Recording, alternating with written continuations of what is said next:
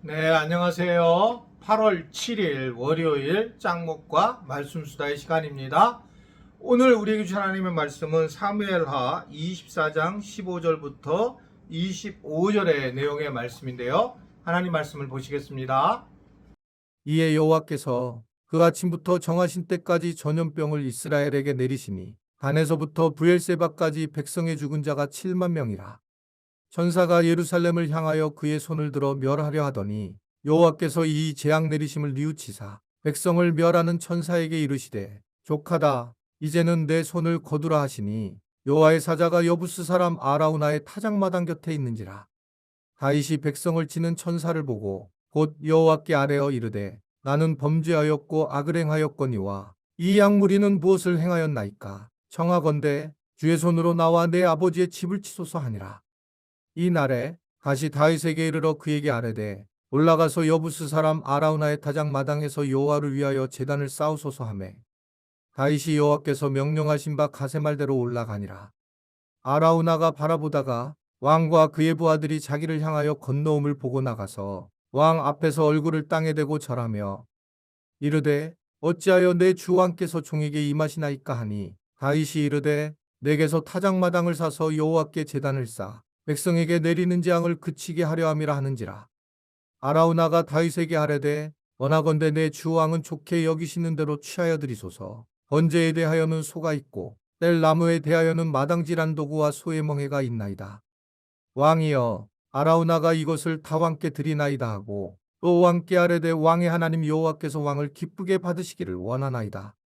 왕이 아라우나에게 이르되 그렇지 아니하다. 내가 값을 주고 내게서 살이라. 값 없이는 내 하나님 여호와께 번제를 드리지 아니하리라 하고 다윗이 은 50세겔로 타작마당과 소를 사고 그곳에서 여호와를 위하여 제단을 쌓고 번제와 화목제를 드렸더니 이에 여호와께서 그 땅을 위한 기도를 들으시매 이스라엘에게 내리는 재앙이 그쳤더라.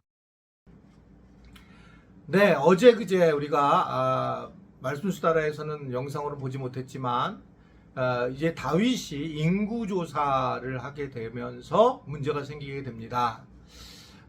요압에 의하면 이제 전쟁을 이제 벌리려고 하게 되면 이제 우리 편이 어느 정도 우리가 어느 정도가 있는 걸 알아야지만 상대방과의 싸움에서 어떻게 싸워야 될지에 대한 전략이 나오니까 당연히 인구 조사를 하는 것은 뭐 너무 당연한 이야기죠. 그런데 그 인구 조사를 한 이유를 하나님은 교만으로 여기게 됩니다. 왜 교만으로 여기게 될까요? 그것은 다윗이 하나님을 의지해서 하나님의 이름으로 하나님이 전쟁에서 승리하게 하셨다는 사실을 잊어버린 거예요. 결국 어느 정도를 승리하고 나서 이제 노년이 오게 되니까 내가 이루어 놓은 어떻게 보면 이루어 놓았던 이 그 결과를 자랑하고 싶은 마음으로 생기게 되는 거죠. 그러니까 이제 인구 조사를 하게 되고 이것이 하나님이 아주 진노하는 그런 계기가 되었다라는 것을 볼 수가 있습니다. 왜 교회들이 보면 왜 대형 교회가 나오게 된 이유 중에 하나가 나중에 이제 뭐 은퇴를 앞두는 그런 목회자들이 더 건물을 세우고 기도원을 세우고 뭔가를 다 자꾸 하려고 하는 겁니다.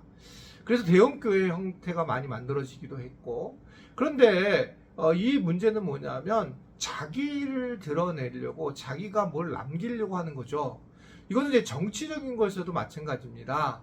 이게 뭐 여당과 야당이 서로 대통령이 바뀌면은 그 앞에 있는 정책들을 다 없애요. 없애는 이유는 아무리 좋은 정책이라도 본인의 어떤 결과가 남지 않고 상대방이 그 결과를 남게 하니까, 그러니까 그 앞에 수많은 뭐 몇십억이 들어간 그러한 사업들도 한 번에 없애버리는, 그래서 결국은 국민들만 어떻든 등뼈가 휘어지는 그런 상황이 되고, 이런 것을 알게 되면 정말 마음이 상하는 거죠.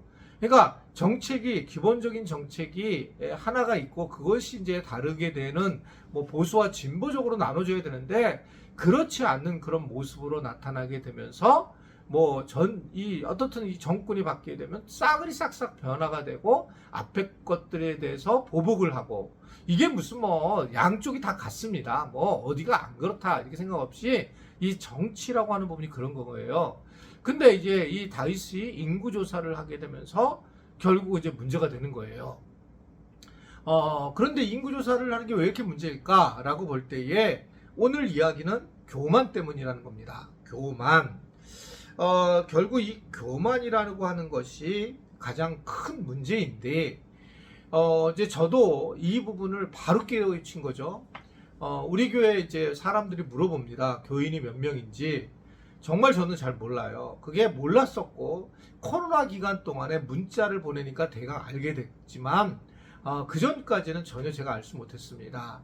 알지 못했던 이유가 있어요. 그것은 뭐냐면, 제가 교회 개척을 하고 난 다음에, 교인들이 이제 30명이 오게 될 때, 30명이 오니까 어떤 교인이 오고 안 오고를 다 알잖아요. 근데 문제는 교회를 예배를 드리는데 안 오는 사람 때문에 화가 나는 거예요. 그리고 오는 사람들이 꽉 찼을 때 얼마나 내가 잘하는지가 자랑스러운 겁니다. 이해되세요? 그 교인들의 이 숫자를 세운 순간부터 내가 아주 교만하든지 좌절감을 갖든지 예배가 하나님께 드려지는데 초점이 있는 것이 아니라 사람에게 초점이 있다라고 하는 부분에서 계속 제가 제 모습이 나타나게 되는 것을 제가 경험을 하게 되었다는 겁니다. 이게 이제 저는 되게 문제가 있다라고 그렇게 스스로가 보게 된 거예요. 그래서 이제 그 뒤에 우리 교회가 몇 명인지 보통 이제 교회를 가면 이렇게 딱딱딱딱 하는 거 있잖아요. 숫자. 근데 그런 걸 하지 않고 몇 명인지 보고도 하지 않고 그렇게 이제 저희 교회가 오게 된 것이 현실입니다. 이게 바로 다윗의 오늘 본문의 앞에 본문의 인구조사 때문에 이제 그런 상황이 되었어요. 그만큼 이 부분이 이제 이게 매우 중요하고 이 교만은 이제 사탄이 하는 일이기 때문에 결국은 이 교만이 이 다윗의 이 교만 하나가 이 이스라엘 백성들 전체가 고통 중에 빠지게 되는 상황이 되었던 것을 볼 수가 있습니다. 다윗은 결국 자신의 죄를 회개하면서 그 아리우나의 타작마당값을 주어서 취하해서 하나님과의 화목제를 드리게 되고 회개하면서 하나님께 나아가고 그러면서 이제 재앙이 마치게 되는 것을 볼 수가 있습니다. 다윗의 가장 탁월한 점은 바로 이 부분이에요. 사람은 누구나 실수할 수 있고 잘못한 것을 할 수 있어요. 그때에 바로 그것을 인정하고 회개하고 완전히 돌이켜 나가는 것, 이게 이제 다윗인 거예요. 다윗은 말로만 회개한다라고 하지 않고 그는 하나님 앞에 회개할 때에 실제적으로 몸이 돌아서 그 일을 행할 때라고 하는 것들을 엿볼 수가 있거든요. 즉 다윗은 분명하게 이 부분에 대해서 돌이켰다는 겁니다. 회개는 반성하는 게 아니고 회개는 행동하는 거라고 보여집니다.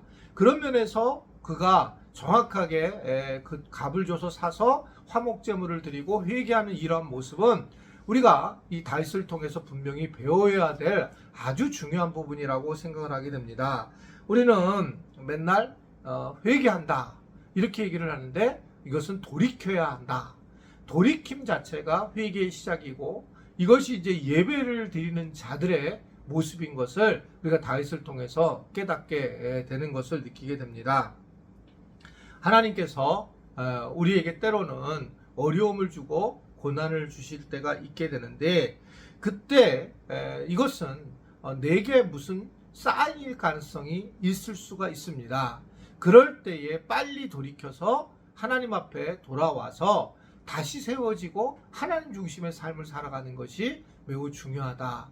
여전히 사람들을 미워하거나 또는 자기 안에서 여러 가지 분노나든지 시기하는 마음이 있는 분들이 계시다면 빨리 내려놓고 하나님께 돌아와야 돼요. 그 사람을 공격해야 되는 것이 아니고 그 사람에 대해서 이리저리 다니면서 말을 하는 것이 아니라 내가 하나님 앞에 엎드려서 회개를 하고 돌이킬 때에 그럴 때 내 마음에 평강이 오며 하나님께서는 또한 그러한 사람에게 하나님이 하실 일을 하게 된다는 것을 기억했으면 좋겠습니다. 아무쪼록 우리 지체들이 영적인 이러한 다윗과 같은 지혜로움을 갖는 그런 은혜들이 곳곳에 있기를 주님의 이름으로 부탁을 드립니다. 기도하겠습니다. 하나님 아버지, 8월달을 우리가 맞이해서 하나님 건강을 우리 교인들을 지켜주시고, 특별히 휴가를 간 교인들이 있다면 하나님 휴가 왔다 갔다 하는 길부터 또 그곳에서 가족들이 관계하는 것까지 하나님이 복되게 하셔서 하나님의 은혜 안에 거하도록 도와주시고 인도하여 주시기를 원합니다. 오늘 또 하루를 살아갈 때에 주님 중심의 삶을 살아갈 수 있는 하루가 되기를 바라며 예수님의 이름으로 기도드리옵나이다. 아멘.